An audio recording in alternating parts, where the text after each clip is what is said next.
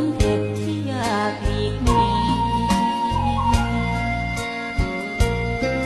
ฉันนี่ก็เพียงบางวัน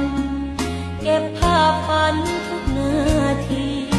เอาไว้บรรเทาเจ็บที่ทุกคืนใจนี้ต้องเจอ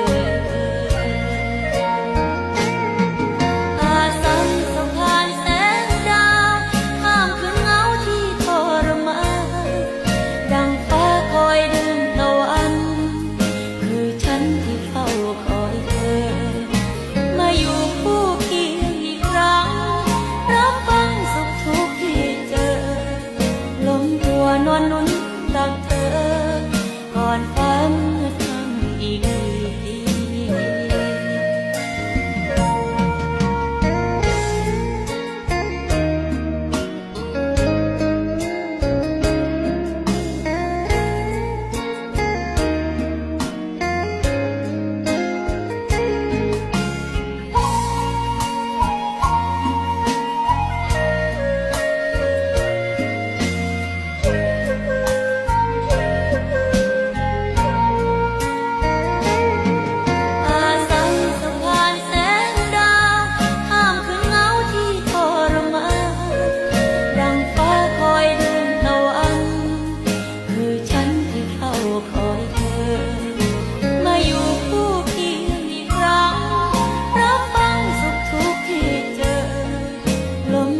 นอนนุ่นตักเธอ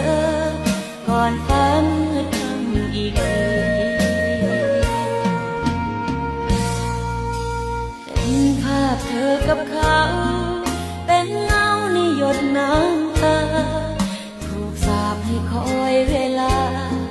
คอยวันที่ฟ้าปราณีไม่รู้ว่าเป็นเมื่อใดสุดท้ายอาจไม่เคยมีแต่ใจรักจริงดวงนี้ยังยินดีคอยเสมอ